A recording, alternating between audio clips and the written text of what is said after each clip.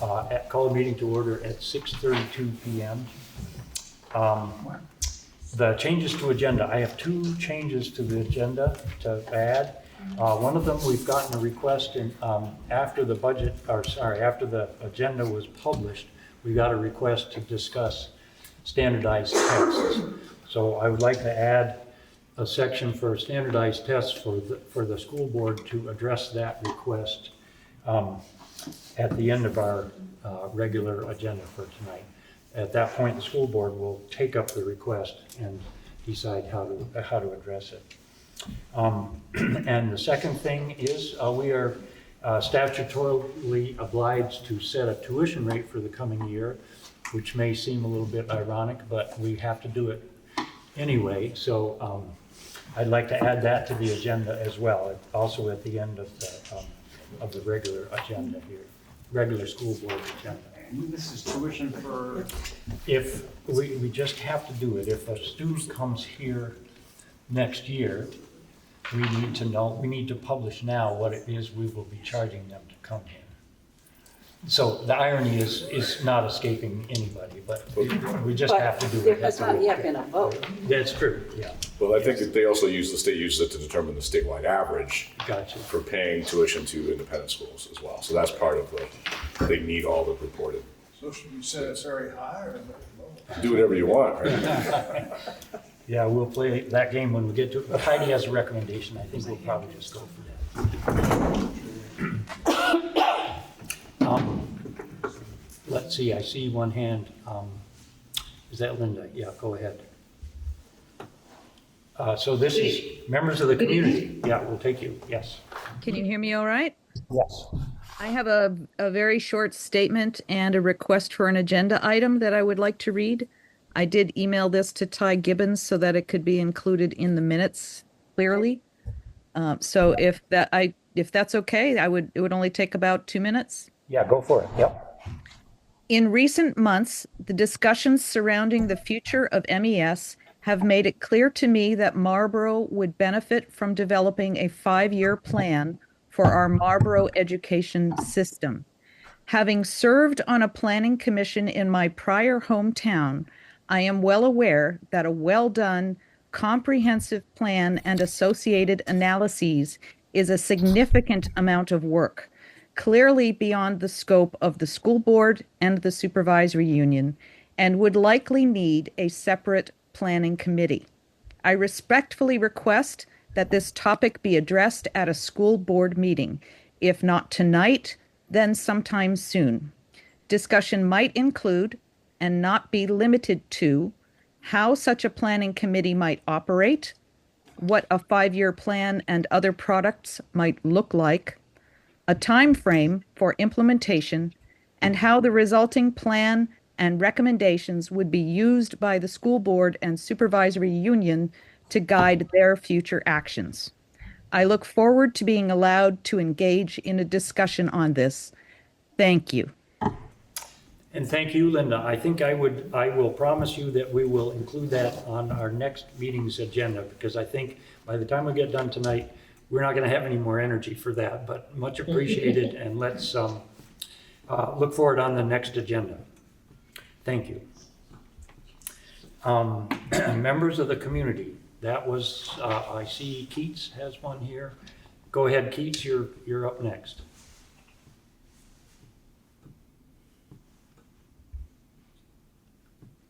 Hi, Dan. Sorry, it took me a sec to unmute. I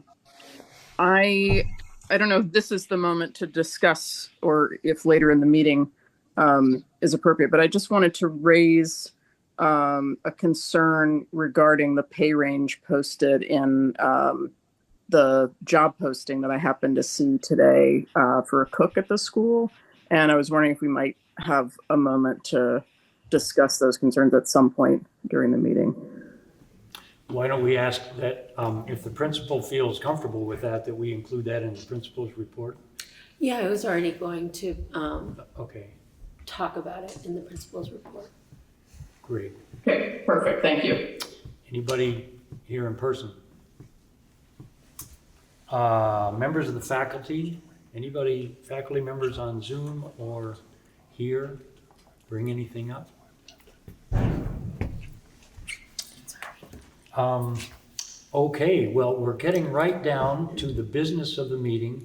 The first item on the agenda, what we're doing basically tonight is we are approving the school district warning, which will be going out, published soon, and will be sent to all voters with their ballots associated with it. And we need to look at that item by item tonight. Let's see. We can get, here they are, here, 2 pages each. I think, do you have one over there? I think you have one, right, Bob? Is that? Yeah. There are 2 possible ways we can do this. One would be to approve the entire thing, go through it, editing it, and then approving the whole thing. I would prefer to do it line by line, approving the items as they come. I think it's going to make it easier for us to embrace the substance of each of the items. First one to come up is, when will we be holding the mandatory informational meeting, which is required to be held in a period of time before the actual meeting? And I suggest before the end of the meeting, we need to make that decision.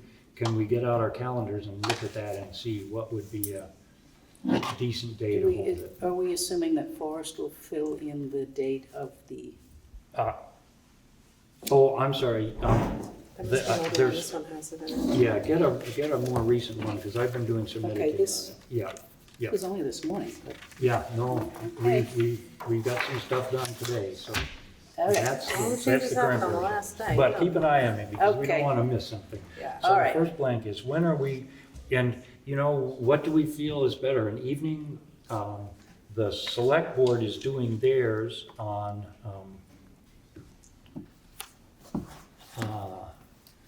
2/28, from 2 to 3:30 PM. That's probably a Saturday, I'm guessing, is that It right? is a Saturday. You want to do ours that morning? Should Or is that we too do much of a that? marathon for people? I sort of think that if it's morning and then afternoon, it's too much. No. Well, so the tricky thing is, the weekend before is the high school day. We can, How about it's also when is vacation week? That week, it's the end of vacation. okay, so not evening, that week Although is I not. wonder, are people gonna be out of town on vacation? But doesn't it have to be within a certain number of days of the meeting? Do you have a question? Does. Yeah, I think it's 15 days, I'm not sure. When we had town meeting, we covered both the town budget and the school budget in one day. And it would seem like we could do the same now. Yeah, that's what we did last year. We had one marathon meeting with the town first and then the school. It was here. So we could, they don't start theirs until 2 o'clock. We could do ours at like 10. Yeah. And then there'd be a 2-hour break. People could go get lunch. We're talking the 28th? Yeah, are you not here? I don't, I'll be here. I haven't made my, We could bring you up on Zoom and just have like your face on the screen. if there's a yeah. 28th is fine. I know it needs to be within a certain number of days Yep. and 3 to 14, I believe. Yeah, within 14. So it has to be after the 17th of February. And so it's basically going to be on break week. or else. Either the that's first weekend or the last weekend, yeah. Yeah. So and I think Saturdays in general, like Yeah, more people seem to show up to the Saturday meetings. So I don't know. I think Saturday at 10 is fine. 28th? Okay, and now, actually, the way it's typed up now, it says at the Marlboro School. They are holding theirs at the community center. It doesn't hold as many people as this does. I guess my sense is we should do it here. There could be more people than will fit comfortably I in think we should do it here. Yeah, let's do it here. So let's leave the school as the location, but say the 28th from 10 o'clock, at 10 o'clock. Yeah, sounds good to me. That's Okay. good. So That we'll was- have it at Marlboro School and we'll book from like 10 to noon. Mhm. Yes, I don't know if probably won't go that long. and I'll get BCTV Okay. to cover that. So, And what time is it? 10 o'clock. 10 a.m. on February 28th. And that will be, because this will go out with the ballots, every voter in town will get a letter with the ballots in it and with this advertisement in it as well. So that it should be, you know, well publicized. The next article that we need to work on is number 4. And for those of you who, let me just read that. Article 4, this is, Bob and I have been working with Mark McDermott from Lynn and Lynn Law Firm to get this legally correct, and he's been great to work with. Here's what that I think we should vote to place on the ballot. Shall the voters of the Marlboro School District authorize the Board of School Directors to close the Marlboro Elementary School and cease using the Marlboro Elementary School facility for the purpose of providing direct instruction to students effective June 30th, 2026, and to take all actions necessary to ensure the education of the students of the Marlboro School District by paying tuition to one or more public elementary schools in accordance with Vermont law. You left out the with. I'm making edits here. I actually mentioned that to the lawyer, and he said, "Oh my God, I did, yes." So I've got it. Yes, I'm doing that. Okay, Fine. So do I hear a motion to? Well, don't we need to do all these articles? We'll approve the entire thing once we. Oh, right. Yeah, once, Okay. the final vote will be to say whole approve slate, it right? as edited. So what are we moving to edit this as, Just to include Article 4 as stated? as stated. Yes. I move that. Sure, I'll second that. Moved and seconded that we add that Article 4 to the district warning. Discussion among the school board. I think it's at least clear what yes and no each mean. I mean, it's All those, not the ambiguous one that we have in the middle school. It's Yeah. tricky. all those in favor signify by saying aye. Aye. Aye. It is a vote. The second one is trickier, Article 5. Now, yeah, go Jump in ahead. here, Dan? Yeah, So I just feel like, I would like to not put Article 5 on the warning. I feel that by putting the article for the budget, for when the school closes, is a presumptive act on our part that it will pass. And I would rather have something in our director's report and a statement about the two different budgets, if they can be included in the town report. So that's just my personal feeling, that it is too slanted, so a statement. we talked to the one budget lawyer in. about that, Yeah. and we are obliged to include a budget on our warning. We are? Mhm. But I thought the budget didn't have to be passed until later in the It season? doesn't have to be passed, but that's only if it fails at If town it fails, meeting. you bring it back. We have time to go on.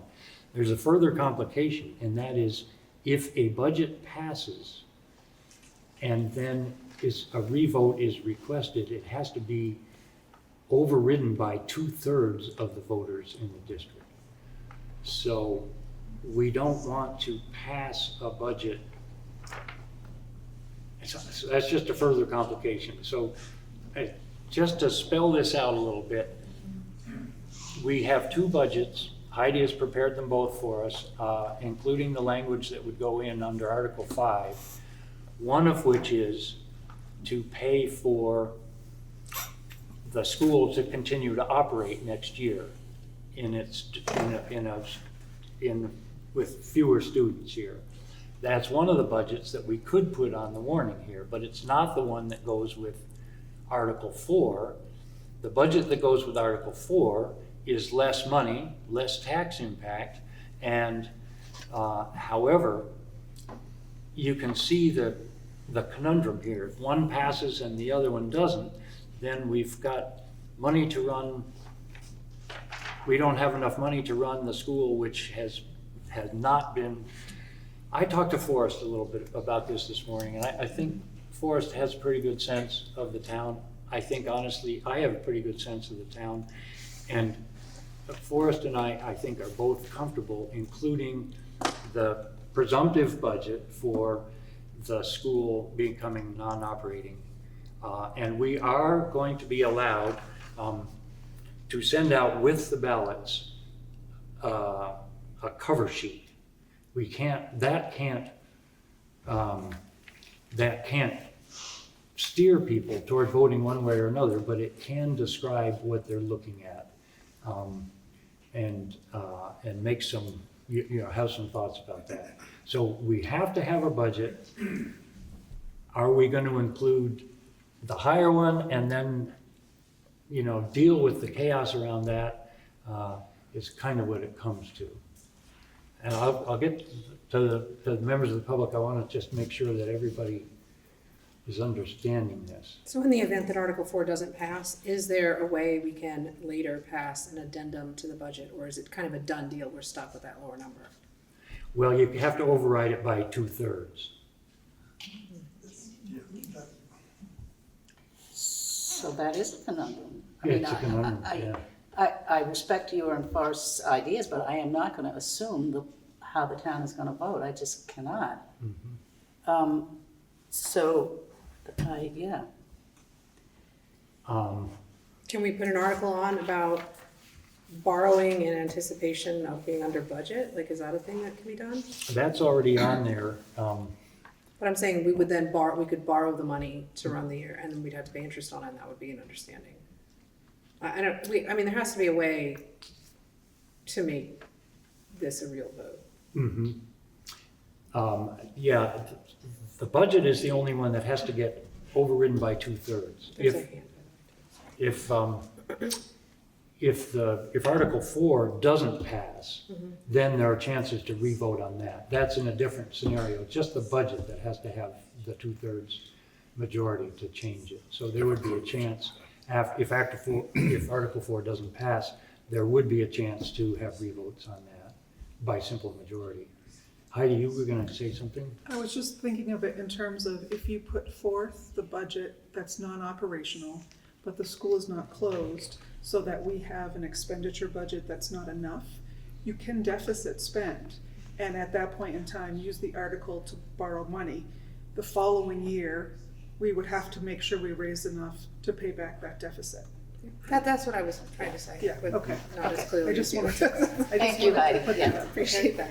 Little deficit spending. Yeah, that's where I was going. So that makes it a little bit less of a conundrum, perhaps, to be able I mean, to there'll be recognize interest, that. but I feel like it's unavoidable, because there's not, if you do the more expensive budget, then you have to charge that tax rate. Correct. And then people are still getting whatever that raise And you're is. potentially, if you don't put in reserve funds, you're potentially paying the tax penalty, which on your non-operational budget has no penalty. Right, and so you'd be paying the penalty and not even getting any of the benefits, which would just be kick in the teeth. Okay, I see, Janine, I see you online. I see two people here, T and then Alan. Go ahead. Excuse me. Seems to me the way out of the conundrum is to put in Article 4 and the budget that it would take to run the school if that's defeated. Hear me out. Because if you do it the other way and it's open, then as you say, you're going to have to deficit spend, which will have low taxes one year and a heap of taxes the following year. Whereas if Article 4 passes and the budget is way too high, getting a 2/3 vote to revise the budget is going to be dead easy. So I think that's the way out of this. Is to have Article 4 and the budget associated with it as Article 5.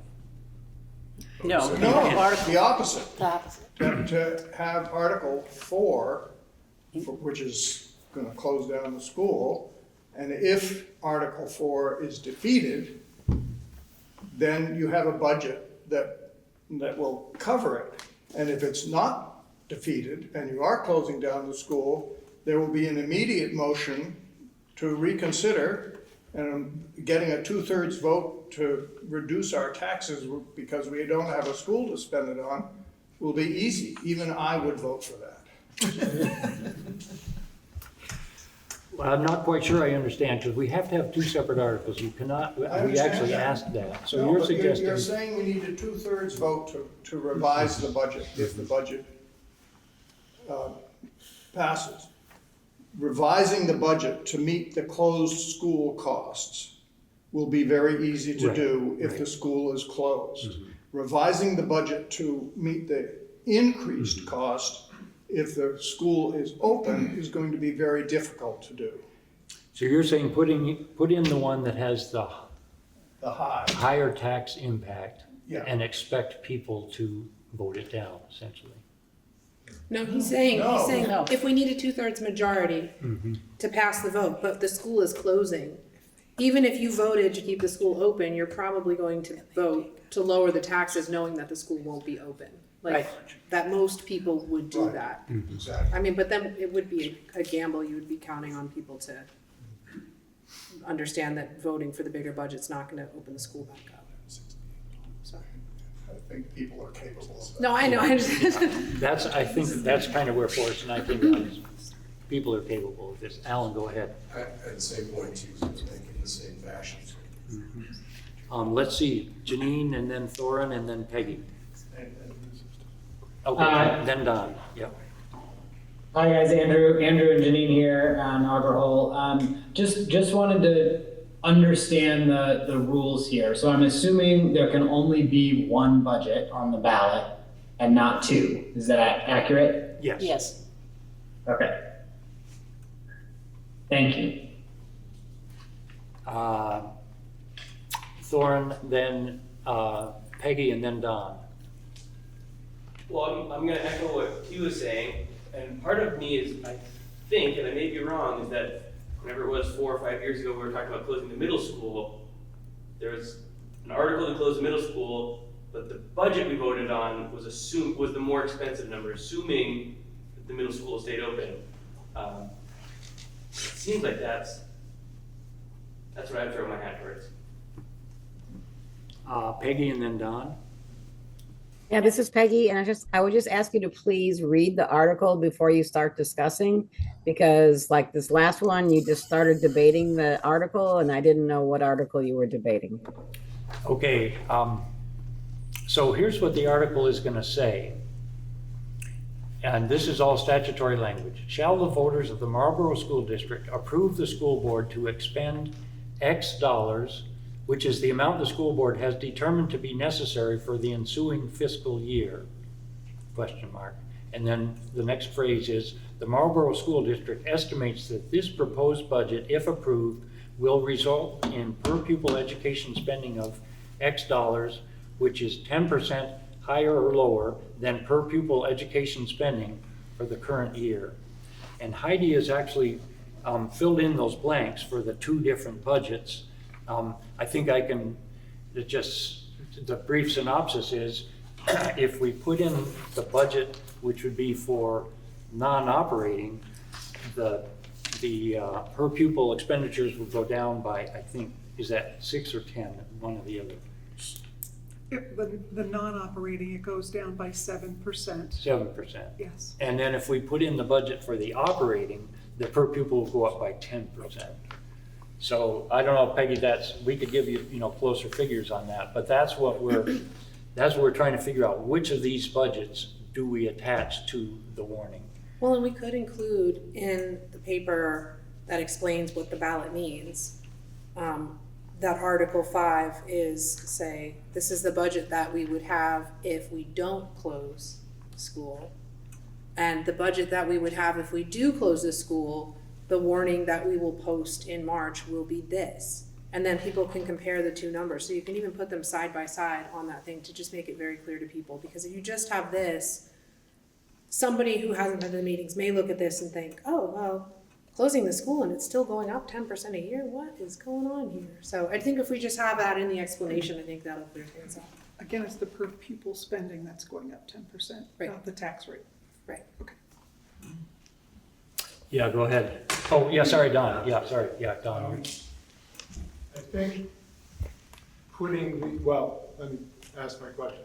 Last summer and fall, we went through a big push to make our preferences known to the task force, the redistricting task force for Act 73. We finally settled on two options, A and B, I forget which was which, and then solicited responses from the town as to what the preference is. And I don't know that I ever saw those results. If I did, I don't remember. But could you refresh our memories and tell us what the winning option was in that survey? I tell you what, we do have that later on in the agenda. Act 73 survey results, review and make public. So we'll be doing I'm that. asking that now because I think that putting Act 4 on the ballot is premature. And that if people voted to, or not voted, in the survey results suggested that people wanted to keep the school open, why would we even think about putting a measure on the ballot that says we're gonna close the school? The survey results represented 3% of the voting population of town. So the school board felt that moving forward with the immediate problem at hand was appropriate. There's a very, very invested small number of people that show up to these meetings, but everyone gets to vote. So, and I've had people that can't come to the meetings for responsibilities say that they want to vote on this. So I do think it's our responsibility to have this on the ballot this year. And if you feel strongly one way or the other, then I suggest petitioning your neighbors and getting out there and telling people how you feel. But I think we're going to include Article 4 on the ballot. I think that's an important thing to do. And don't forget, Don, too, that Act 73, when we were investigating what the town would like to do relative to that, it was either to merge with some other nearby district or to not merge with another nearby district. That didn't have anything to do with whether the school remained open or not. It had to do with whether Marlboro would maintain, if you want to call it districthood or whatever. So people were saying, we like the choices our kids will have better if we don't merge, or we like the choices our kids will have opportunities if we do merge. So there's kind of a different discussion than the one we're having now about, about whether the school remains operational. Well, I think closing the school is a bit extreme at this juncture. Things might change in the midterm elections, and federal funding might get restored after that. So I don't know that closing the school is going to be better for our kids than keeping it open. Well, that's certainly, there are going to be a lot of people who feel that way. It does have, again, a major financial impact. So that's one of the concerns that I think everybody has. May I speak as a community member and also a person who is here? I think what gets left out of the conversation a lot is the enrollment cliff and the reality that enrollment cliff and the reality that we don't have kids who are entering the school.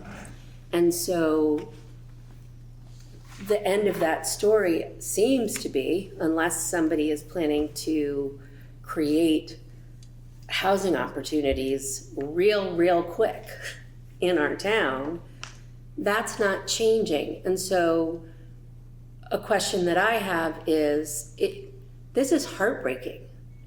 My heart is broken. This school is beautiful. These kids are amazing and our staff is top notch. But to drag people through years of conversations about closing a school and for our kids to watch our school slowly diminish doesn't seem like, the fighting spirit of Marlboro is amazing. And if we could have a little tiny school and there weren't regulations that told us we had to have certain class sizes and all of that, you know, I'd open it in my house, you know? But I feel like right now, like there's so much standing on a principle that is based on so much history and so much love for this school and so much care for our students, and I love that. But I also know, like, I've got staff here and myself too, who won't have resolution on this question and will be looking for jobs come sooner. And so there's so many moving parts that are happening right now, and I just don't want that to get lost in the conversation. It is not about love for this school. The love for this school is huge. But there are some realities I think we have to really face truths about that are really, really hard truths. And I just felt like I needed to say that. I see one more hand, Janine. I don't know if yours is still up from before, and Andrew, or is that? No, I just just wanted to clarify the question just earlier. So I understand that we can only have one budget article that folks are voting on, but are we allowed to include information about the other budgets? Like, to that point, like, can we put in just informationally in the other article what one would be versus what the other would be, so that we're able to be providing clear information regardless of which budget actually is being put forward to a vote? I think so. We can definitely send something out, but it has to be as neutral as possible. So we'll take that up with the lawyer and say, what can we help us formulate something that can as accurately as possible, explain what the hell it is we're trying to do here, and communicate as well as possible what will be the next steps if something passes or doesn't pass. I don't know. 'Cause I think my point of view here would be that no matter which budget you put in, absolutely figuring out how to get both numbers into the language is the right thing to do for clarity. Not into the budget article itself, but into one of the articles, so that there is clarity there as folks are reading through it. I think I tend to agree with T that putting the bigger budget in is a better way to go, because it's going to be easier to, vote it down versus vote it back up again. Even though, but either way, the most important thing from my perspective would be, outside of the budget article itself, which I recognize has to be clear and simple, that both of those numbers are somehow included in one of them. So do people read the page that comes like with the thing? Like if there's a page that comes, yeah. So if we put it in there, I think that would be. Yeah. I don't think you can actually change, even the Article 4 is based on statute. Yeah. Right. So I think 4 and 5 have to be written the way they are. Right. Right. Based on those statutes, but you could have an information sheet that certainly explains, if you vote yes on 4, Right. what that means is you should vote no on 5, or vice versa. And we can You know even what I put mean? it under Article 4. If you vote yes on 4, the budget needed to operate would be blank. Right. And you could even put that in both places, or in case they only read one or the other. And then, Article 5, make it very clear in the explanation sheet. This is the operating budget. This is the budget that assumes that the school is operating. If the school is not operating, the board plans to do the plans to, we can Represent even the budget. present the actual article, like this will be the article you will see again if the first one doesn't pass, just to Dan, can I really just extra clear. Sure, answer yes. Yeah. Dawn just briefly? Just an answer to what you said, Dawn. I voted to put this article on the warning. I still don't know how I personally am going to vote, but I think all the people on the board felt that there was enough feeling in town that it was time to vote on this. And we got that feeling from the staff when I talked to the staff as well, that not that we had the answer, but that it was time for a townwide vote. And so that, for me, that's why I voted unhesitatingly to put it on. Not because I'm necessarily going to vote for it, but because it's time for the town to look at this question. And I think Dan's going to address that a little bit in the report too, in the director's report. Yes, right, we have that drafted. Yeah. One more hand. Yeah, go ahead. Yeah, it was kind of following up on these, so it might be might be just repeating things, but, you know, if it's possible in the article, the budget article, whichever way it goes, you know, to just end it with, this budget assumes the school is operating, or this budget assumes the school is not operating, just to make it very clear.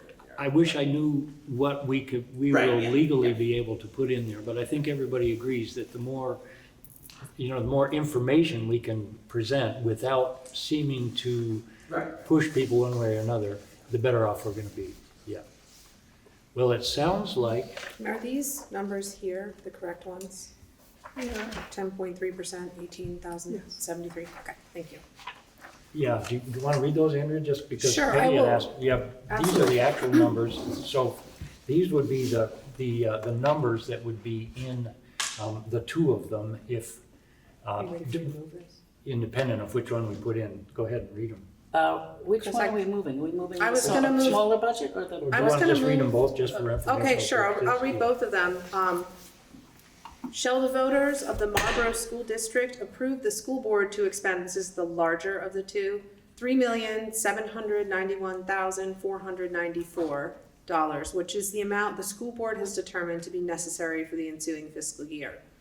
The Marlboro School District estimates that this proposed budget, if approved, will result in per pupil education spending of $18,073, which is 10.3% higher than per pupil education spending for the current year.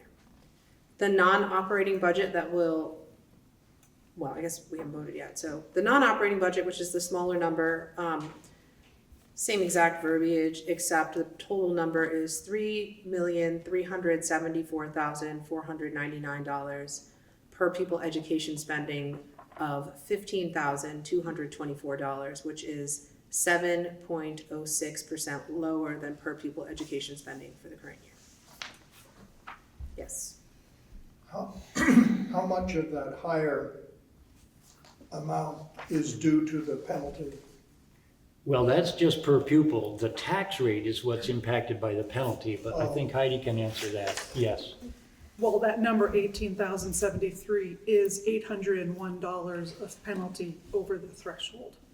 So prior to the threshold being applied, your spending per student is $17,271. But because there's an $800 penalty on each, it brings it up to $18,073 per student. So a biggish chunk of the increase is actually due to the penalty. Right. If there was no that penalty, we would you'd have for having an open school. Sure. I mean, that's criminal. Yes, absolutely. And I think you also had, I think, sent us the numbers for the tax impact of the two. I guess it's not a bad time. Yeah, go ahead. If you have a question, then maybe we'll ask Heidi. To clarify, that smaller budget is grades 2 through 8 operating? Or the No. larger one, sorry? The larger one is yeah, it's still cutting out everything below first grade and below. So it's just 2 through 8. Which brings up another conundrum, because if the vote to close Article 4 goes down, you still will need another vote to reduce the operating structure to 2 to 8, a vote of the populace. So you will be, if that doesn't pass, you will be having to do another vote at some point anyways. Yeah.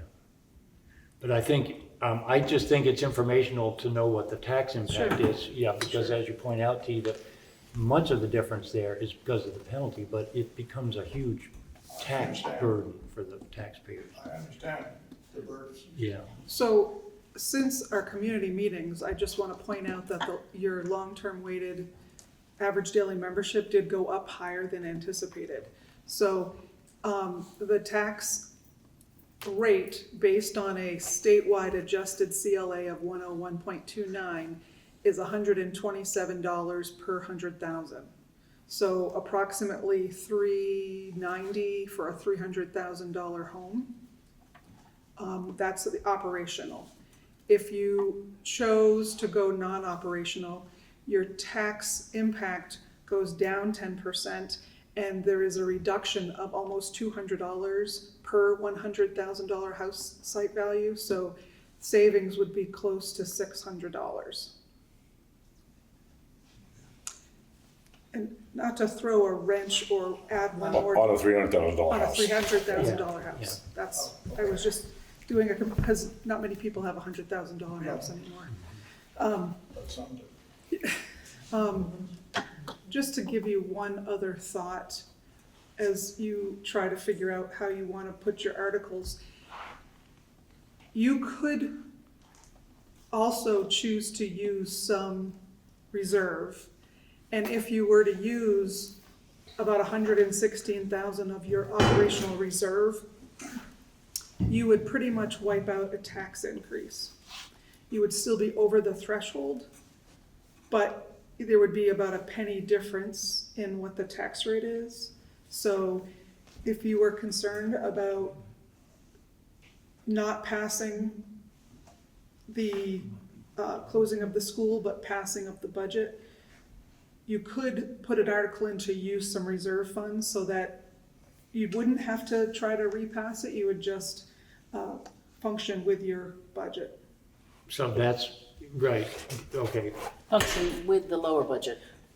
If we put the article into. This is for the higher budget. Over So if you were to have a separate article asking to use 116,000 of operational reserves and the voters agreed to do that, your tax consequences will pretty much be zero, minor from what they currently are for the education tax, and you would have an operational budget to use if the voters voted down closing the school. Right. Alan, go ahead. And then I see Jude online. Does the closing the school budget contemplate some sort of carrying and maintenance costs of the facility? It does, and transportation as well, because we know the kids are gonna have to be taken someplace or another to be determined if in fact the article passes. So yes, there's money in there to preserve the building and to transport our kids around. And Jude, go ahead. Thanks, Dan. I was just wondering whether it was possible for, maybe Bob answers this, but whether it was possible to indicate the way that the majority of the school board is leaning in the notice. No, you absolutely can't do that kind of thing. No, no. You just have to come to the meeting and read our faces. Yeah. Well, I think I got it, that it's 2-1. Well, not necessarily. That's I what I'm think reading. we're all voting to put it on there, but I think like Rachel, I'm not saying how I'm voting. yeah. But the question is, do we put it on? Well, the only reason I raise it is simply because we rely on you guys. That's all. So the voting to put it on the ballot, I think, is very significant because it represents your vote to do that. And I think that's what we're doing tonight, is you guys are voting and you're taking our consultation, but you're voting to do that. So I think it's really important for the rest of the ballot questions to be really clear and reflective of what you are not deciding for the town, but what you seem to be deciding is important to put before the town, and there to do that, very clearly. Catherine, I see, were you going to respond to that, Rachel? Or? Well, Jude knows we voted unanimously to put Article 4 on the warning, right? Yes. Yeah, okay. So I'm not quite sure what she's saying, but anyway, go ahead. Catherine, I was just kind of wondering whether that could be communicated, because I think that's very significant. But I hear no. I mean, the fact that it's on the ballot means that you got a majority vote, and I hear you, Rachel, it's consensus vote. But I was just sort of, hoping that given that, and that you don't want to indicate how you'll vote as citizens, although I don't know why that would be different to vote as a board than citizens, but But yeah, maybe it is. I see Rachel's face is like, oh, it's 100% could be very different. Well, because when I vote as a citizen, I'm voting for what's best for like my family and the community. When I'm voting as a school board member, I'm trying to vote based on what people in town have told me they want, more than like my personal wants. So when I vote on a ballot, it's like, this is what Andrea wants. When I'm voting at the school board meeting, I'm thinking of all the people that have talked to me about the issues, and I'm saying, well, if it were just me, I'd do this, but I've heard a lot of people say this other thing, so I think it's important that we keep that in mind. So I think we have two online, Catherine and then Susan and Woody, Susan and or Woody. Go ahead, Catherine.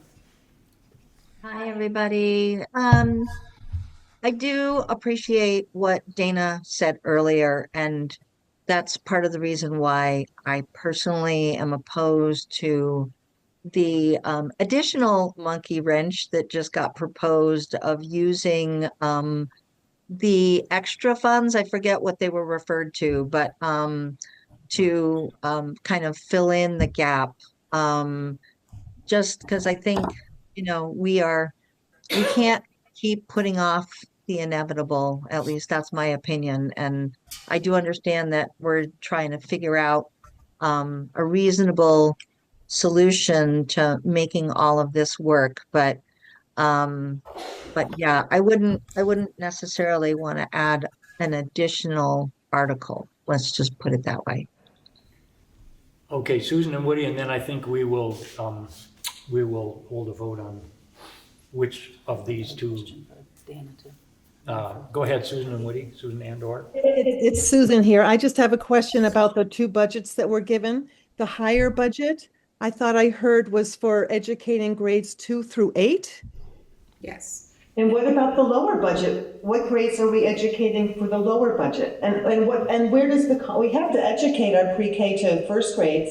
Where's that budget? That's okay. So we're actually educating everybody kindergarten through high school, but the physical education in the building would be grades 2 through 8 in the higher budget. The kindergarten, pre-K, kindergarten first graders they'd be tuitioned to another school, and then same with the high school as is already right. Okay. So, and then under the smaller budget, everybody is tuitioned. You mean pre-K through 8? Pre-K through 12. Oh, wow. Both of these budgets include pre-K through 12. Okay, but I heard someone say that the larger budget was for grades 2 through 8. Yes, so in the larger budget, everyone is getting accounted for some way. So we're still paying for everybody, but just 2 through 8 are in the building with teachers coming to classes every day here. And in the other budget, in the lower dollar amount budget, everybody is tuitioned out somewhere. I get it. Because Thank you. the enrollment is projected to be 3 or 2 right, for those grades. Okay, I understand that. Thank you so much, Erica. Okay, actually, I'm going to take one more, Jamie, online, and then last comments from around the table, and we'll vote on which budget to include. Go ahead, Jamie. Thank you, Dan. I'll try to keep this quick. My question was just about the wording of elementary schools, and I'm assuming that is inclusive of junior high. I had just thought that from previous conversation, junior high was a separate sort of category. We will check that out with. Yeah, I think Marlboro is considered an elementary school under statute because it operates K through 6. Having the 7th and 8th grade doesn't change that status. So I think the statute that he's using to write this article comes from an elementary school statute. I guess my question was that I thought the wording said would pay tuition to elementary schools, and so just making sure that we can also pay tuition to junior high schools.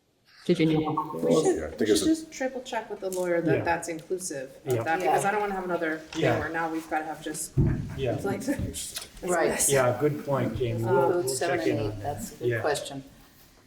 Every kid, all kids. Can I just double check with Heidi what her suggestion was here?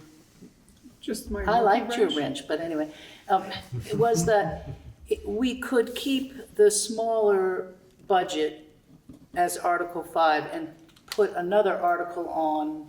It was actually to keep the larger budget. Oh, to keep the larger budget on. The operating budget. and then have an article to use reserve funds. So we wouldn't have to. So Just you to help would- the tax rate. Just would have, and with the article that says surplus gets put back into the reserve fund, if you ended up being non-operational, you would have a surplus, and that would go back into your operational reserve to be used in further. The flip side to her argument, though, is T's argument, which is might be harder to get a 2/3 override if you need it, if the tax rate actually is flat. It might be easier to get the override vote of 2/3 if the tax rate actually showed an increase. Yeah. But that's up to you guys. This is a very complicated process. I'd like to speak to that. And excuse me for just butting in. Yeah, that's it. If those of us here who have been considering this for months are confused, how in the world are you going to write up something that the general population, which has not been involved with this, will understand? And they don't know what they're gonna, right now, I don't know what I'm voting on, really. And what about the people down the road who don't have time or the inclination to really learn about this before voting day?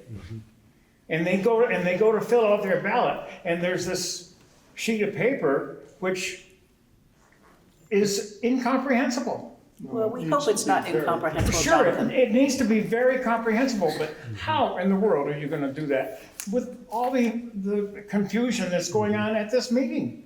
I mean, I think there's confusion now because we haven't decided what we're putting in there, but once we decide what we're putting in there, it should be pretty straightforward to explain it to people. So I'm in accord with you, Jonathan, that I think the voters of this town are savvy enough that they would get non-operational Article 4 and non-operational budget Article 5. But that's my opinion on it, and I'm one of 3 who will be voting which one of these to put in there. It does present, the problem is worse if we don't pass Article 4 and do pass Article 5 than if You don't have a budget. than anything else. That's almost the worst problem, so that's the reason for going We that can still route. borrow the money, and we could put an article in there to use the operational reserve fund if the budget falls short. I mean, another choice is we pass the lower budget, or put that one in, and then we have a thing to include that we can spend the operational reserve fund, which is like $500,000. Isn't that basically the difference between the two budgets? There is enough to. And then we would lose the operational reserve fund, but we'd be able to meet our budget for that year. So That's what none I of thought this you is were saying. catastrophic. None of this is like meteors coming from the sky. That's what I thought she was saying. That's what I thought she was saying at first too. So then when it was this other thing, I was like, wait, which budget? Okay. So I mean, it's confusing because we're discussing what's gonna be on the ballot, but once we know what's gonna be on the ballot, we'll be able to explain it to people. Yeah, I think so too. So, there's another hand on mine. Susan and Woody, I see your hand. Have you not taken that down, or you had further comment? No further comment, I'll take my hand down, thanks. Yeah. So if we were to go the route that you're talking about, Heidi, then we would add to this warning a separate article which would allow us to use operational reserve funds As needed. as needed, even though there's already one in there that states that. There's one that states, there's a borrowing one, and then there's one that states that the surplus would go into the operational reserve at the end of the fiscal year.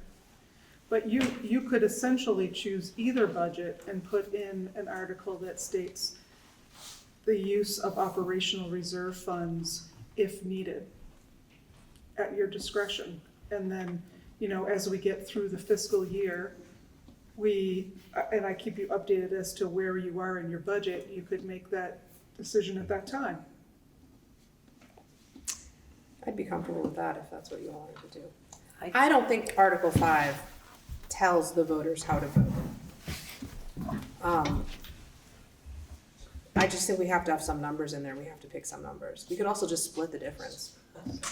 Just be like, this is the middle budget. There's merit with the confusion of it to have a budget that represents what you're asking the voters to vote on, right? There's an element of clarity to that. Yeah. We're asking you to in essence close the building, and we're putting forth a budget that is a non-operational budget.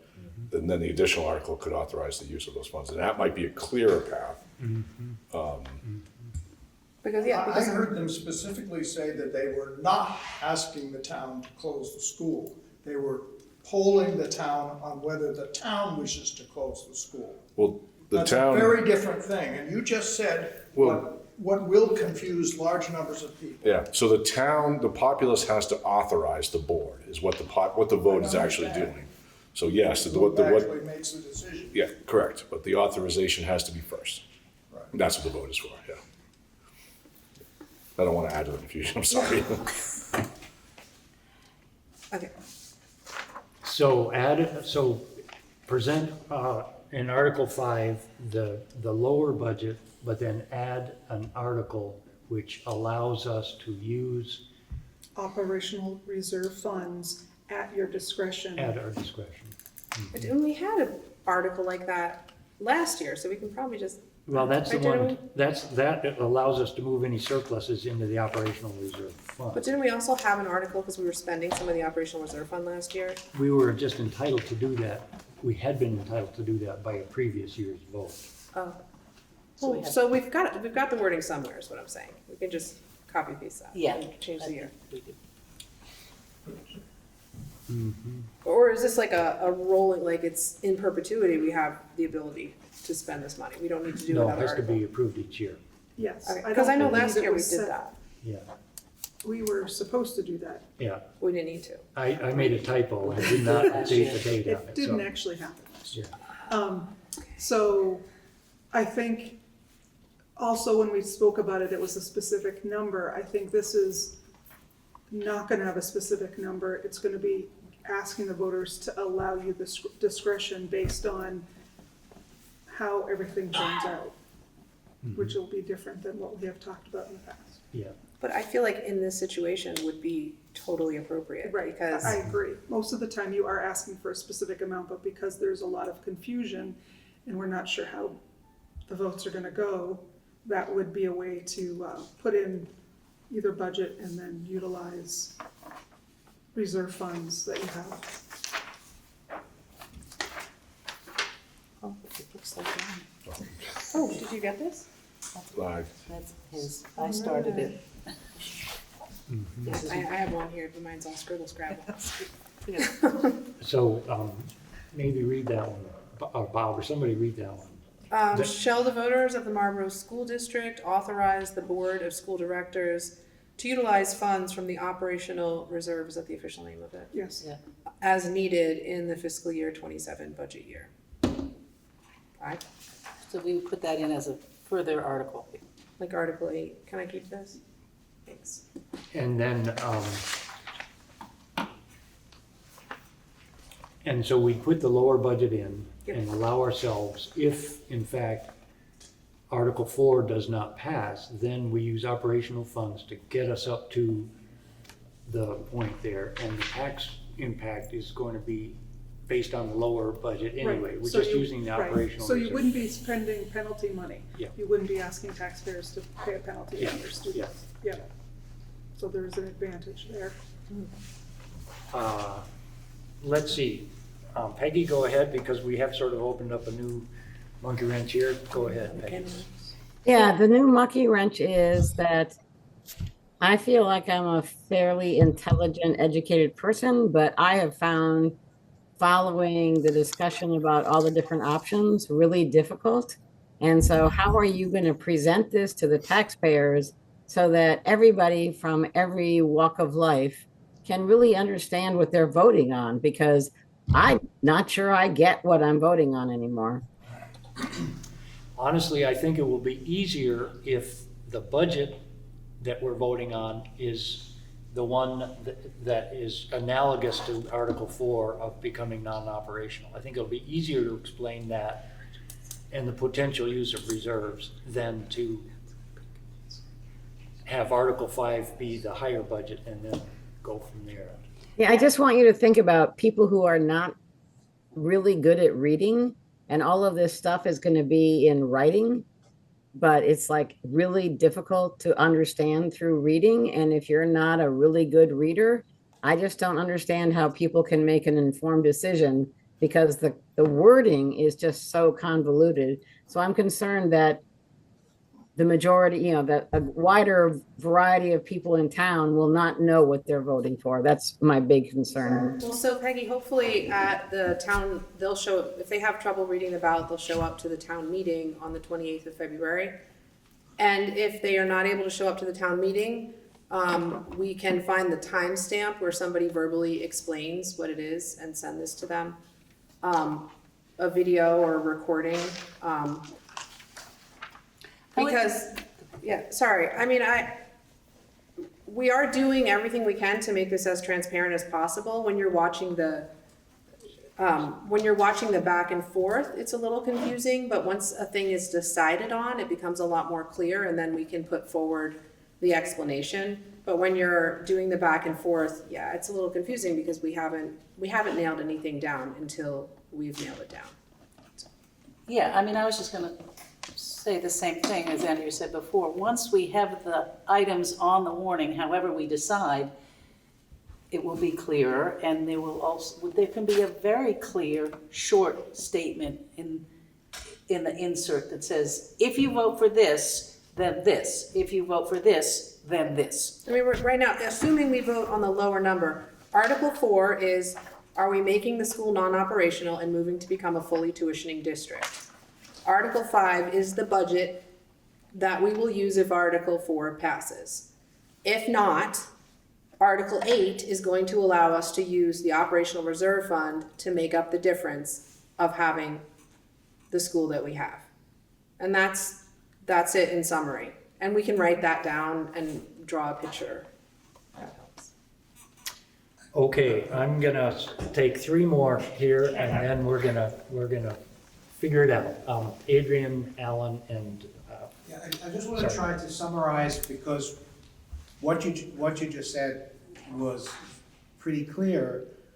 But what happened at the start of this meeting was, it was pointed out, and a number of people here agreed, that having the higher budget in would be better because we could much more easily reduce it than increase the budget if the Article 4 failed. What I want to be absolutely sure on, and need your 100% reassurance, that if we go the route that you've just described, that there's not going to be any problem. A, there's not going to be any problems using reserve funds, and they will cover the difference. Yes. And B, that that will avoid having any, it's good, low figure this coming year, and then a much higher figure, or a significantly higher figure the following year. You need to have that guarantee if you're going to go that route, I think. Yes, and what I can say is there is enough reserve funds to utilize them and to still have some left over. So it won't leave them without any reserve funds. It will allow the tax rate to be decreased. You won't end with a deficit because you've used the reserve funds, and then we'd start building a non-operational budget eventually, because there's just not, the enrollment is going down. I think we've all discussed that this is would be a one-year fix essentially if the school is open. So follow up on that is what is the point of having reserve funds generally? What is the impact of using those reserve funds next year and not having them in years to come? So generally a good business practice is to have around 5% of your expenditure budget in reserve funds. And going to a non-operating, so one, when you have a building, there could be emergency needs for a building that you didn't anticipate, right? So that could be reserve funds. If the building eventually down the road is no longer the school district's, the reserve funds are used mainly for tuition purposes. If you did have all of a sudden an influx of students that you didn't anticipate, that you are now paying tuition for, and so the budget wasn't built with a higher enough tuition set aside, the reserve funds would be used for that. So let's say the school is closed and we pass the lower budget. What will the reserve fund percentage be because we have used it? I think you're going to be around 5% with what I'm seeing, if the school is not closed and the non-operating budget is passed, you're probably gonna need to use around 400,000 of your reserve fund. Currently, there's 730,000 in there. So that would leave you with around 5% of your operating expenditure budget. So we have a reserve fund above 5% right now? Yes. Okay. Right, and don't forget, Adrian, that's, if the school does close, then all that reserve fund stays there. That's Yeah. ours still to be able to use for transporting kids or whatever it is we need to do, maintain the building or whatever. So that would, we could coast along on that for a number of years if we're non-operational. But my suggestion would be that that kind of stuff needs to be in there too, because otherwise, I mean, in principle, it's like, where's this money coming from and how come it will be okay, which is what I just tried to ask you and clarify. It wouldn't be in your articles, though. Yeah, it would be in the article. Yeah. Your annual report. Somewhere. In the director's report. So, yeah, Alan, Well, we could put it under the explanation of Article 8. yeah, go ahead. No, it may be, it seems obvious to me that if you have two articles on the ballot and someone pulls out their ballot, and Article 4 says you want to vote to close the school, Article 5 says your taxes aren't going to go up, and in fact, the budget's going to go down, it's a slam dunk to somebody who isn't really Yeah, going to even read the back matter. yeah. And one more, and then we're gonna, Okay, so Article 4 and 5, as we've been discussing, the 5 being the lower budget, and then 8 as using those funds. If 4 does not pass, and we have an operating school, does that then, it gives us still the money to operate the school, but is that second through 8 here, or does that give us the money to do fully pre-K through 8? What does it assume? Second through 8. Second through 8. Right, I'm just trying to match the operating budget that was proposed. Okay, so it's just that. Exactly, that is correct. And we would still need to then have, I mean, we can't just close those grades, like just, yeah, so we would still need to have a vote to make sure that the pre-K and kindergarten and first grade became tuitioning. But presumably, people would understand that if you are voting to keep the school open, that we still can't afford to educate such small classes. okay, so, Dan, do I hear a motion? Yeah. my wife just said she wants to say something, doesn't know how to raise her hand. She'd like to say something. Go for it, Charlene. Unmute first. I can see you're muted. She probably doesn't know how to unmute. Oh, there she is. Yep. That it? Yep. You got it. Got it. So I never speak in this kind of setting. I'm not very comfortable with it. But the one issue that has come up that seems new to me and could really change how people think about the whole thing is that if there's a way to keep the school open for one more year and use this other fund and we don't end up having to pay a penalty, that issue is a big issue. We've always thought that we have to pay all this money because we're falling into the situation where we have this huge penalty from the state and that there's no way out. And now we're finding out, well, we could use this other money and not have the rate go up so high. That seems to me, if I wasn't part of this meeting tonight, I would need that to be clarified before I voted on what you're presenting, because you're not presenting so it seems to me you're not presenting it in a way that is a clear option. And does that make sense to anyone else? I have no one but my dogs to talk to here, so I'm not. I'd rather discuss it. So I think that makes sense, Charlene, but it does essentially kick the can down the road, because we would go from having this reserve fund of 700,000 to 200,000 approximately, so 300. So it's not, we couldn't do this every year. And so essentially in another year, when, you know, I'm looking at this enrollment chart, I don't know if anyone can see this. This is the one that was handed out at a previous meeting. And we've got the 25 to 26 at 57, and then it goes down to 48 plus maybe 4, we're not sure if they'd enroll here or not, then it goes down to 47, and then we've got it at 43. So we're still looking at the enrollment cliff, and so even if we kick the can down the road in a year, we'll be having this conversation probably next year also. I understand that, but the idea of having this all happen so quickly this year, on top of everyone's family, with such big decisions to be made, having one more year to sort out how you help your child seems to me a breath of fresh air. So I understand this is not a forever decision, but I think that what's happening to a lot of us in this situation is it's coming awfully quickly. There's no reason we can't, if we have Article 8, explain why we have that, and that would make clear to the voters what we have been discussing at this meeting. If we put that by asking Article 4 to be the way it is, you didn't include the thinking of this other issue in my mind. Once you have this other issue in your head, it's not so clear to just present the option to have a non-operational school. We have already voted as a board to put that on a warning. Right. Just putting that out there.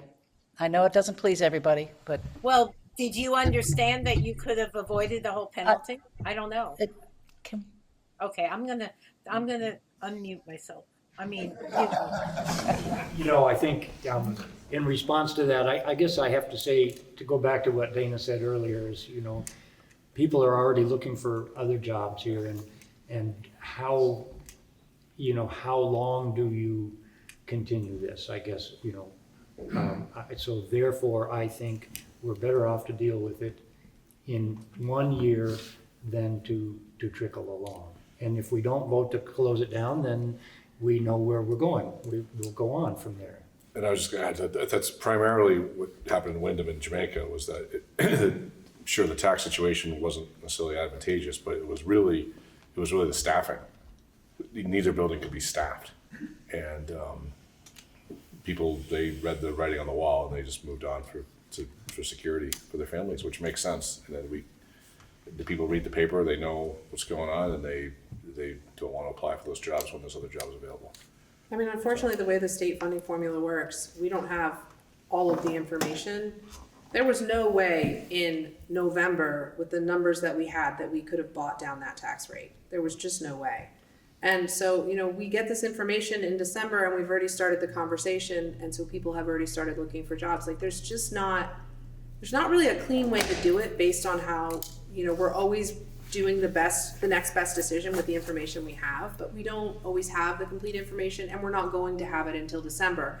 And if we don't start the conversation from December, we get, dissertations about why didn't we start talking about this 8 months ago. So again, everybody up here that I know is doing the best they can. My heart's broken that this is on the ballot. I have a child at the school too. This is a really sad thing that we're voting on, and I don't love it. And I know I come across as being very cold and numbers oriented. I don't know how I come across. Maybe I don't come across that way.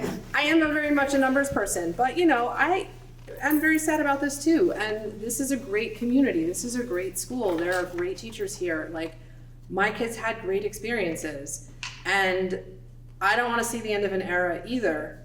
But I also don't know if the slow bleed out is best for sensitive souls. So, it could go either way. And I think if people really feel strongly about keeping it open another year, you can get together and vote no on Article 4, keep it open another year, give people another year to do what they're going to do.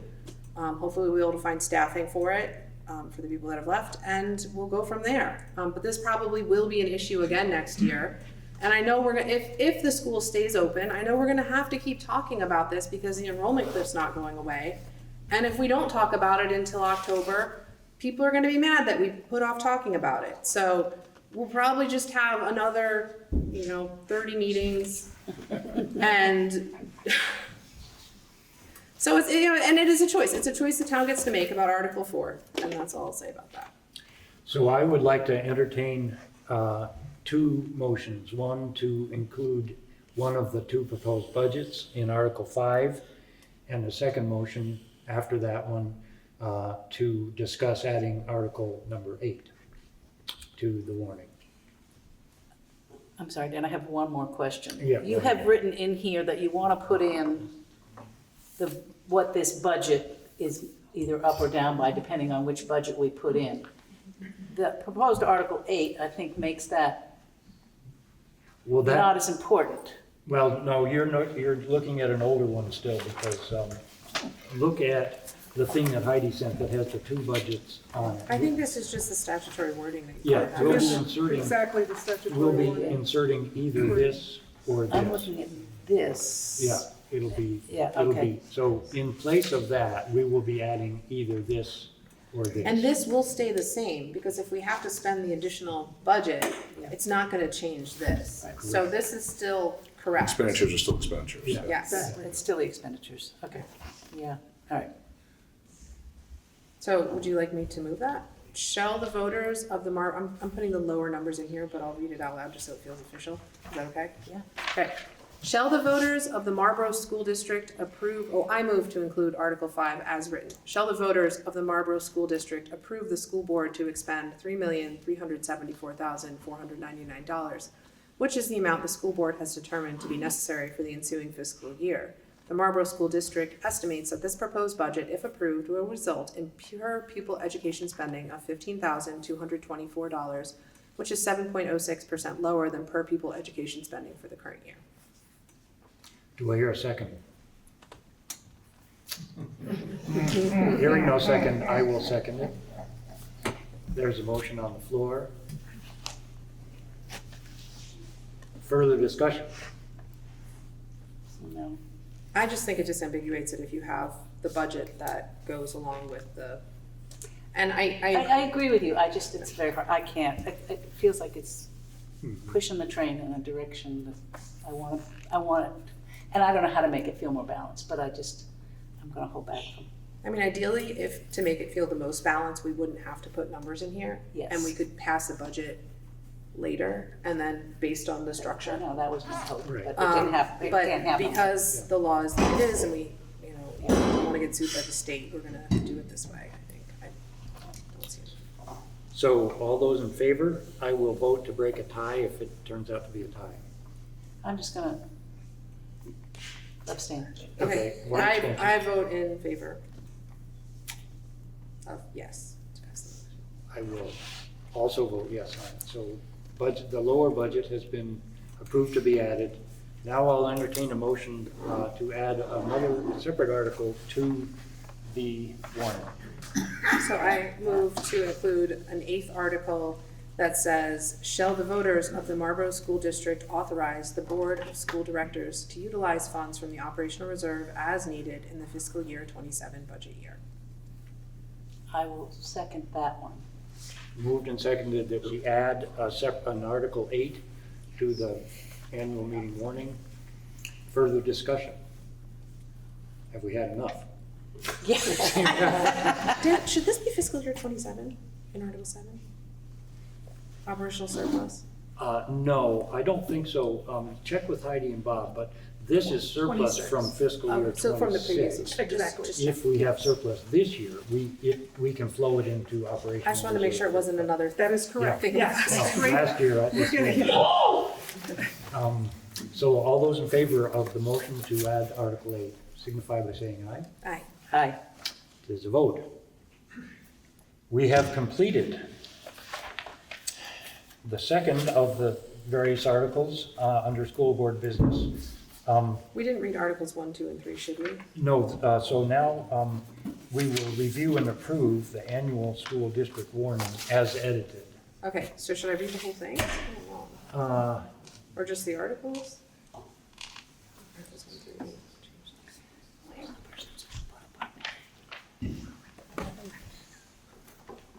Do you want me to? No. Feels a little silly this year. I thought Doug was going to. I think you can just mention what the articles are. Okay, Article 1 is to elect a school director for a 3-year term. Who's up? Who's running? Is it you, Dan? Mine Okay. is up. For a 3-year term ending Are you 2029. running? I am. Are Thank you you. unopposed? I don't know that yet. Just kidding. I'm insecure. If Oh, that's what you Okay, Article 2, shall the voters approve compensation to the directors of the Marlboro School District in the amount of $500 each, which works out to like 10 cents an hour, just so you guys know. Yeah. Keep that. And doesn't push us over the penalty either. That's not the item. Yeah. Article 3, shall the voters of the Marlboro School District authorize the Board of School Directors to borrow money by issuance of bonds or notes not in excess of anticipated revenues for the next fiscal year? And then we've read Articles 4 and 5. Article 6 is, shall the voters of the Marlboro School District authorize the Board of School Directors to spend any grants or other funds received by the district for school purposes? And then Article 7 is, shall the voters of the Marlboro School District Take care, Ryan. Thanks. authorize the Board of School Directors to move the operational surplus from fiscal year 26, if any, to the operational reserve fund? And then the additional information on there is about poll open times, which is Tuesday, March 3rd, 2026. From 9 a.m. to 7 p.m. And then our informational meeting that we decided would be on Saturday, February 28th, 2026, from 10 a.m. to noon at Marlboro School. So do I hear a motion to approve the annual school district warning as edited? So moved. Second. All those in favor signify by saying aye. Aye. Aye.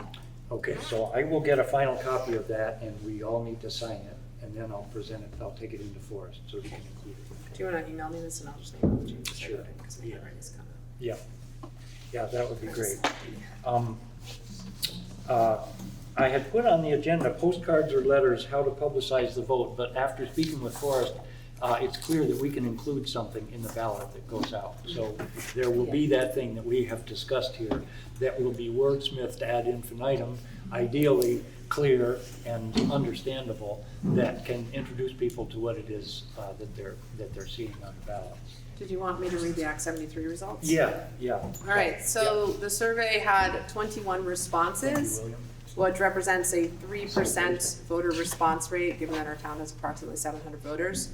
As a reminder, the two options merge. The first option was to merge to form a larger district, which would disband the school board, provide school choice within the district. We would keep high school choice as is. Oh no, you would have to go to whatever high school is in that district. All the assets and costs would be shared with a larger district, and that district would decide if Marlboro School was going to stay open. Option B was to remain as our own district and then merge into a larger supervisory union. So either joining with Brattleboro or making a mega SU with Wyndham Central. So it keeps the decision making in town. It's very similar to how it is now. If Marlboro School were to stay open, there's no school choice. If it closed, kids would have school choice. A student could attend any school on the acceptable school list for high school. We would have to provide transportation, and we would hold on to all our costs and assets. So option A got 10 votes in favor of. Some of the comments were, I think we should be proactive on the issues facing our town and therefore our school. Sorry to say, but in this day and age, and due to forces outside of Montpelier, we've lost our ability to act as a small local community. Merging west should at least allow our town's voice to be a bit louder. Pooling our assets and liabilities with a larger district has advantages over retaining all the liability in Marlboro. By merging into a larger district, it's assumed we would have a larger school board with all the advantages of diversity of talent, experience, and knowledge. One person said, if I had to pick one, I'd pick path A as a path forward, and I think we need to be sharing assets and costs. Another one says, I really wish you'd offered another choice, as it's tough, but I think it might be time to think about total school choice as Stratton does. If we were to require kids to go to school in Brattleboro or Wilmington, why would anyone want to live here? They would choose to live closer to those schools. Okay, option B was to remain as our own district. That's not me, right? Am I beeping? No, all right, just making sure. And there were 7 votes in favor of option B. Comments included, we would keep local decision-making on the options for educating our children. If Marlboro School closes and we no longer have an independent school board, becoming a tiny part of a larger educational district makes it unlikely for us to have any voice in how our kids are educated. Someone else says, if we merge with a larger district, I prefer to those in the east. It feels like remaining our own school district with a concrete plan to close the school in the next couple of years makes the most sense. If we became part of Brattleboro and they close Marlboro School, we'll likely never be able to return to having our own school. Also, choosing just one district will create some children having to travel great distances while being in our own district, but closing the school seems like it would allow families to choose whatever makes most sense. And then there were 4 people that didn't have a preference of option A or B, they just had general comments. And one person says, whichever option is chosen, my hope and feedback is that Marlboro can be grouped in the east with Brattleboro instead of west with Wilmington and Dover. I feel like Brattleboro offers more opportunities and quality of education for our kids. Someone else said, I spare you the reasons. I feel we should close this year and not string things out. I'm determined to help retire this school with all the dignity and love it's given to so many people over the years. Another person said, I find myself asking for more information and any evidence of improved education for our students, as well as improved efficiency of the services for students. Evidence has shown larger is not always best, and there's inefficiencies in funding. In brief, I can't vote for either of these at this time until I have more information. And then the final comment was, choice A means losing local control, and if Marlboro does stay open, it means we must do the expensive renovations, and I'm not sure the number of students tuitioned in would offset the benefits. Choice B, where we have local control, is attractive, but I don't think the taxpayers in Marlboro can afford that option. I would sadly vote no to keeping the school open. That's it. So can you send that to Tyler? We'll make sure that Absolutely. gets included in the minutes for. And those are selected comments. I didn't include anybody's thing, and I tried to take out all identifiable information. So, because, Yeah, so we don't need to be sending postcards, nothing to be done on that. The discussion about standardized tests, Don had asked for that, and I don't know whether Dana's had any chance to work on that. My suggestion is that we table that for another meeting when we can have more chance to prep and do more in-depth discussion of the standardized tests. what's the purpose of that question? Just curiosity. The purpose, as I see it, is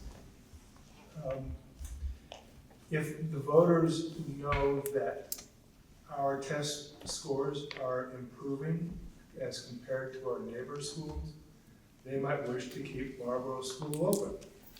On the other hand, if we're doing like the rest of Wyndham Central and testing scores are plummeting, then maybe it makes sense to close Marlboro. But if our test scores are improving compared to everybody else, it makes sense to keep the school open. And I think the voters need to know what those test scores reveal. If you would hold up that page, I sent out links that show the Department of Education, Agency of Education results for reading and math scores, and the chart on the right shows basically Vermont is getting worse and worse compared to the national averages.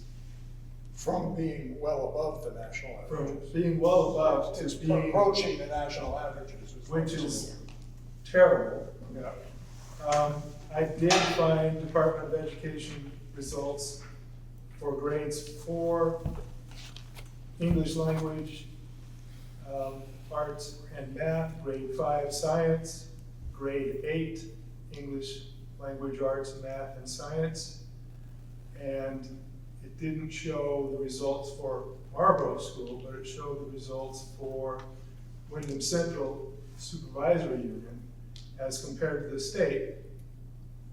And Wyndham Central is doing worse from 2023 to 2024. Scores were going down relative to the state. The only redeeming item was a 19% point increase from 41% in 2023 to 59% in science. And the percents are percent of students at proficiency or above. Now, proficiency means you're at a level where you're ready to advance to the next grade, or if you're a senior in high school, you're ready to advance to a technical school or to a college. The state and Wyndham Central are failing on all counts. And so I wanted to find out how Marlboro School is doing compared to local schools and Wyndham Central and the state. And also find out what the plan is to improve these scores and stop this downward trend.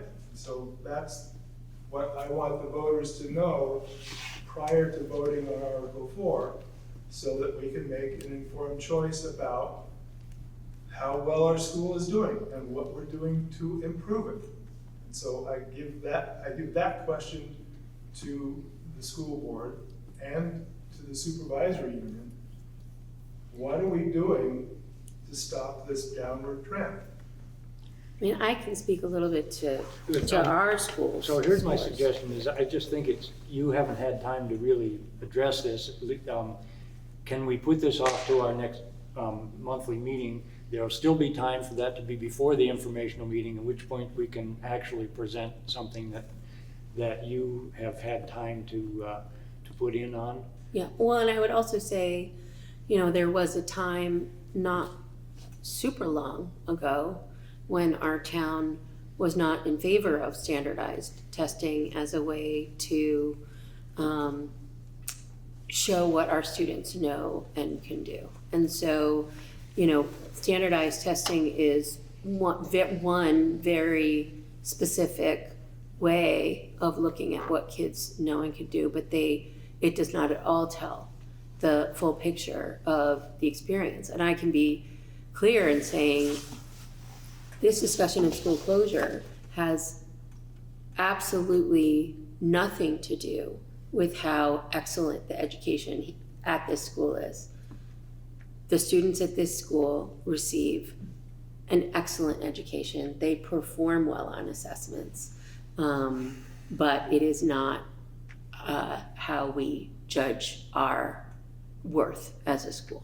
Well, may I respond to that? Sure, yeah, I think we'll truncate this because I think the board at some point will make a decision about whether to, try to muddle through it tonight or try to get a better grip on it all at another time. If you want to defer this conversation to the next meeting, that's fine with me. It seemed like a logical thing to do to me.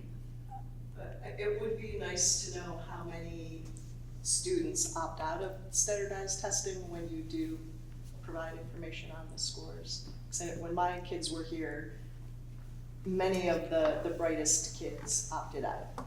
So it skews. We didn't have any opt-outs this last time. T, go ahead, yeah. Yeah, I just want to say, I think there's a reason that many people in this town are skeptical of standardized tests. I recognize that this line represents something, and it represents a problem. But if I learned anything in my 47 years at Marlboro College, is that statistics applied to a small school don't mean very much. And they especially don't mean very much if you start out skeptical of that way of measuring learning. And I'm very skeptical of measuring that way of learning. And partly I'm in the humanities, so I recognize that while you can put numbers on a math test, it's a little harder to put numbers on a poem or an essay or the comprehension of a book. But those are very important skills. We've been debating a number of them tonight, and they're not going to be measured by standardized tests. They aren't measured by standardized tests. It's a nation, Vermont is one of the states that provides the best services to people that have special needs and learning differences, which coincidentally tend to be the same group of people that doesn't necessarily test very well. But I do know of people who have moved here so that their kid could get adequate services because in other states they weren't. And that could be skewing the numbers down too, is that if more people hear about things and they know that their kids are not going to be swept under the rug or ignored where they are. So, you can look at this and say Vermont is declining, and there's a bunch of reasons why, but I don't know that there's any one reason that we can pinpoint.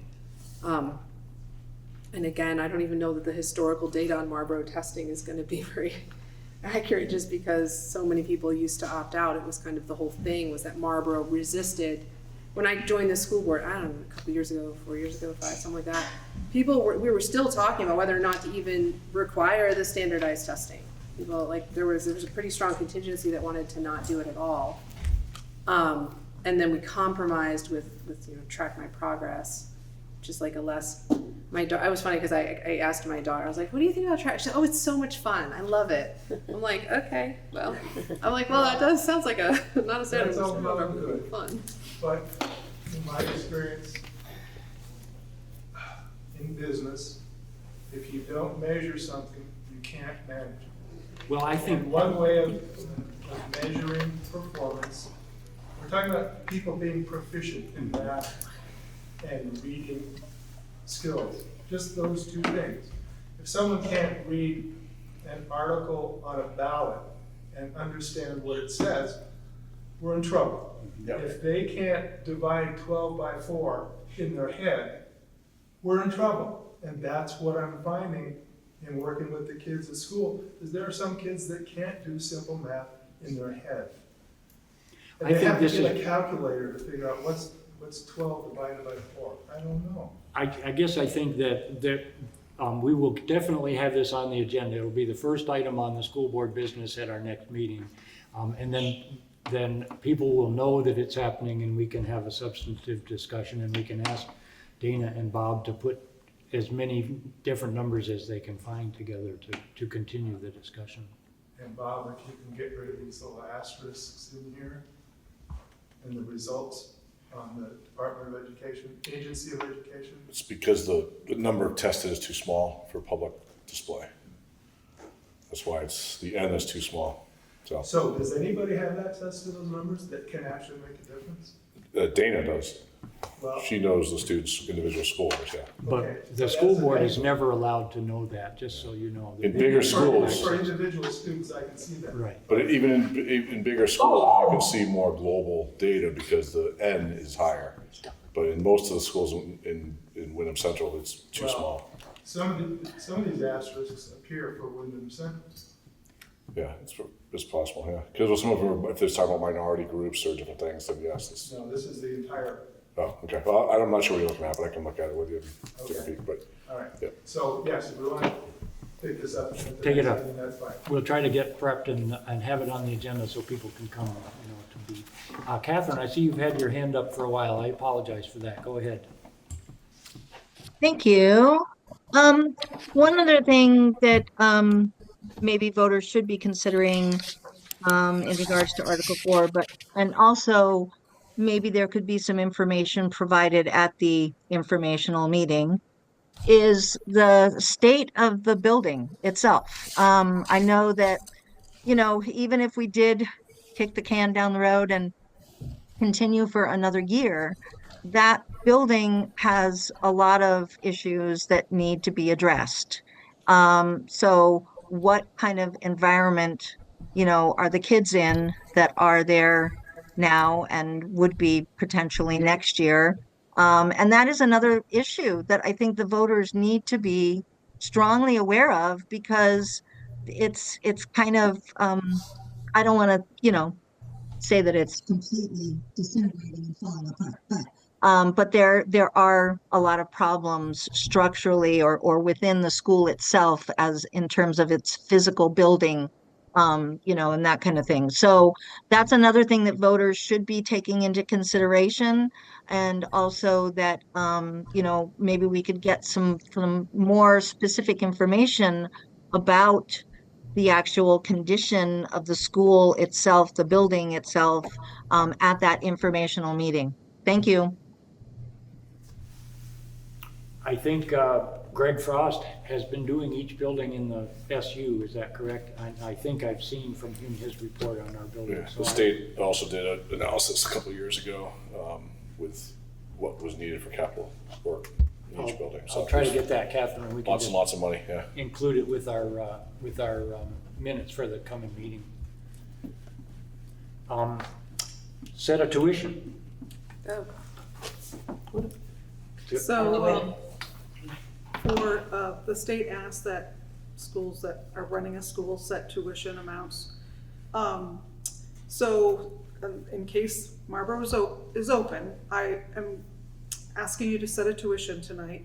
Currently, for full-time kindergarten and elementary, you charge $18,928. I am suggesting a 4% increase to $19,600. Currently, your secondary tuition is $20,020. Again, I'm suggesting a 4% increase to $20,820. It's 4%, we could go a little higher, based on what a full expenditure budget looks like, but I think that 4% is in line with a lot of the other school districts, and especially in this area. So my suggestion is 19,600 for elementary and kindergarten, and 20,820 for secondary. Secondary is grade 7. I move that we adopt those numbers, 19,600 for elementary and 20,820 for secondary tuition. I'll second that motion. Moved and seconded that we adopt a tuition of those numbers as stated. All those in favor signify by saying aye. Aye. Aye. That is done. Now we move on to the superintendent's report. All right, where to begin? I guess, I mean, legislatively, there's a lot going on. You guys have already seen some of the things that are happening. There's a bill to have a hard cap on expenditure increases. There's lots of discussion. The governor made an entire State of the State address about education, and is coming out very strong and forcibly around having some level of redistricting, and so we'll see. He's threatened to keep the legislators in session until they do what he's asking. We'll see how that plays itself out. So yeah, there's a lot going on there. Obviously nothing definitive, is way too soon, but I'll be happy to share out things as I start to hear them. I will say that having not being a Marlboro resident and seeing this process that you guys have gone through, as rushed as it may feel to people, it's a credit, I think, to the community. The way that you've done it, it's been civil, it's been respectful, there's been hard questions, but it's been done with a sense of community and a sensitivity towards the staff and the students, which I greatly appreciate. And I just wanted to say that publicly, because you read and dig some of the stories about what's happening in other places, and I've experienced in other places in the SU, where it doesn't always happen that way. And so it may feel like the heart's being ripped out of the community, but I think the heart is really in the people of the community, and you guys have done a nice job of expressing that. So I just wanted to extend my appreciation for that. That's the figure that they came up with a few years ago, so it's probably 12 million now. I just muted somebody, that might be the one. Thanks, Bob. So that's all I got for you. I'll keep it quick. And principal's report. I mean, I think the most critical conversation, I did send you a report, is really around staffing, because with what has been happening, we have so far had 2 classroom assistants who have moved on to other positions in other places. Our academic support teacher resigned, and her last day was this past Friday. Our chef is leaving to another opportunity, and her last day will be February 2nd. And I know that there are probably other people who are looking at opportunities, because that's, you gotta provide for your family. So the good news is, we've been doing a lot of talking and a lot of sort of shifting of things, and working with folks from central office to figure out how do we cover all of these needs. I think we have a solution for our academic support need, but I don't want to share that broadly until all the I's are dotted and T's are crossed, but we have a qualified individual who would be able to do that at a different kind of a schedule for the rest of this year. And that's really an essential piece for working on with those students who maybe don't qualify for special education services, but who do need targeted support to help them gain those primary skills. There is a position that is posted. We are really only posting it for about a week. And if we do not have any interest in a week, then we have a contingency plan that sat down on Friday with Heidi and Bob, the food service manager from Wyndham Central, our current chef, and Gail, to make sure that we had our bases covered and that everybody could be fed well and appropriately. So if we aren't able to find someone, then that is what we will do. We do still have Kyra, who's with us 3 days a week, and so she will really take the lead on those 3 days.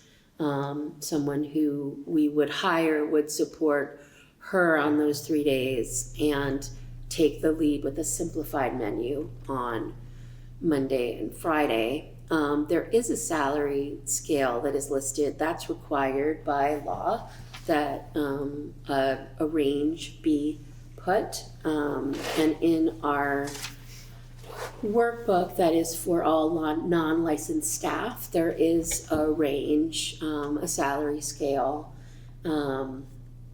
that I think that range is consistent with. If we are able to find someone who's interested, that becomes a learning conversation to find out more about that person, and also think about what compensation Kyra is receiving, making sure there's equity. So that's where that cost piece is addressed. I'd like to give a shout out to the person who is leaving. It's always a shame, but boy, watching the food come out of there with such attention and She's creativity, and it has been wonderful. Yeah, and she's not leaving because she does not love our school. But there is, when there are opportunities and there is uncertainty, people need to make those choices. And I'm gonna just piggyback on that, not only just a shout out for the quality of stuff that she does, but she also came to this meeting on Friday with an entire transition plan laid out with who was doing what, and it was like, It was amazing. We had a great discussion, and there was some tweaks made to it, but it was like she had been really thoughtful of how she was transitioning out. It wasn't just like, I'm out the door. She developed an entire plan of operation for us, so it was pretty powerful. Yeah, and I will say that Julie, our academic support teacher, put together a lot of information as well, so that the work that she's doing can be supported by the next person. I did hire Kayla Yeager to fill essentially a floating paraeducator role. That way the needs, she's popping into whatever needs are needed wherever, based on the folks who aren't here. And she's been a sub with us for a long time, really knows our student body, has a student in the school, and it's been lovely having her just jump right in. You lost the other SU parent too. Oh yeah, and we are also losing one of our supervisory union paras to another school in the supervisory union. So there's a lot of shifting that's happening, and our staff is amazing and flexible and creative and doing great work. So that's my report. Thank you. Well, we have two other minor issues. We need to approve the minutes and approve a pay order. I move that we approve the draft Marlboro minutes from December 18th, 2025. Second. Moved and seconded that we approve the minutes of, tell me the dates again. December 18th, it was just one. December 18th. All those in favor, signify by saying aye. Aye. Aye. We have a hand on Zoom. Keats, go ahead. Hi, Dan. Yeah, I want to acknowledge the difficulties of this transition that we're all facing and that Dana is so adeptly leading the charge on. And I want to express the concern that in the context of the logistics of posting these jobs and providing a pay scale, that it's really concerning to me that we've settled on a pay scale that the lower end does not approach a livable wage in our region. And I want to put that out, I guess, more broadly, even beyond this position, as we're facing perhaps having to fill other slots that may be vacated, et cetera, that we consider just eliminating the lower end of that and raising it to something more like $23 to $25 an hour, for instance. And if that creates equity issues among staff that's more senior, in my mind, the solution to that is to pay those more senior members more appropriately and not make, potential applicants have to face the possibility of taking a wage that is substandard for their living needs in a climate in which they may only have this job for 6 months anyway. I think that's a really large concern, both in terms of the logistics of this particular moment in our school's life, and also runs counter to the values of our school and our community, that we're supporting the people who support our students in a way that's fair and appropriate. Thank you. Thanks, Keats. Yeah, that's well said. Thank you. T, is that follow up on that? Is that It's a different comment, if I may. Sure, yeah, absolutely. I just want to say that I think everybody here is doing an incredible job in the face of a system which has been trying to do this since I was on the board. At the time, the state sent a whole crew around to a whole lot of districts and a whole lot of supervisory unions and said, we want to consolidate districts. And the state said, the people in the state, not the state, but the people in the state said no. And they backed off for a while. When they passed Act 46, they statewide took over the funding of schools. And schools like Marlboro supported that action. They said, we said, there are schools in this state that are inadequately funded, and if it costs us something to help do that, that's what ought to be done. And they had a funding formula for Act 46 that was temporary because they didn't have the data to work out what a fair funding formula would be. Did they gather the data to find out what a fair funding formula would be? Not for 20 years. And when they did, they said, oh my goodness, small schools are paying way more than their fair share. And the state said, oh, well, we can't hit the big schools for that. We're just going to have to pretend that that never happened. And then they passed this Act 73, which the governor thinks is going to solve the problem. He doesn't know anything about education. Somebody who did as good a job as he did on the COVID thing, where he listened to everybody, he took questions, he listened to the answers. Why he can't do the same thing with education, I have no idea, but he is out to lunch on education. And This, and the federal government, don't get me started on what they're doing. This is being done to us. Not just to us, it's being done to every school in the state. We're the canary in the coal mine. We're getting squeezed first. We've got an enrollment problem. That's to some extent been done to us by the president of Marlboro College that closed the college, because if that body of people were still here, there would be enrollment enough to keep this school going. And we would be recruiting, we would have a tax base. We're gonna lose the tax base because people are there's gonna be housing here because people are gonna die and nobody's gonna buy.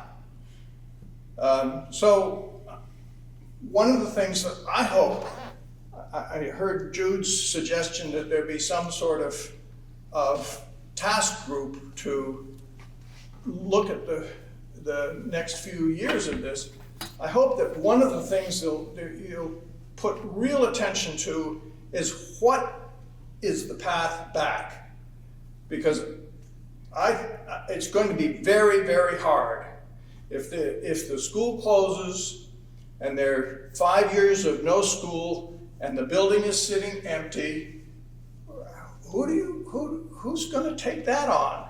You got to hire a whole school full of people in the first year you start up again? That's going to be so difficult that it won't be done unless there's a real plan for how to do it. And so I hope that there will be the attention to do that, because I think this is what's going to happen. And I think a town without a school is a town without a soul. Thanks, T. I just want to point out that was Linda Furman who made that suggestion, and I believe she was offering to work on that, which is greatly appreciated, because not only is it a great idea, but she'd be a wonderful person to be part of it as well. We have a pay order to approve. I move we approve pay order number 24 at $329,392.90. Oh, 3s and 9s and 2s. I know, crazy, huh? Seconded. I had to look twice to feel like I wrote that down right. 329, 392, look at that. Those are new lotto numbers. Do I hear, is that a second? I did second. You did second it. It's moved and seconded that we approve the most recent pay order.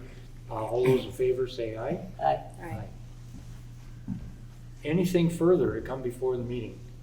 I just want to thank all you guys to stick it out till the end. Yeah. Thank you. Yeah. And everyone who, even if they left early, they were here for a really substantive discussion, and we appreciate that. Thank all of you for all that you do. Thank you. Well, no fun. We get paid, don't forget. 10 cents an hour, if you're interested. Do I hear a motion to adjourn? So moved. That was a tie. All those in favor say aye. Aye. Meeting is adjourned.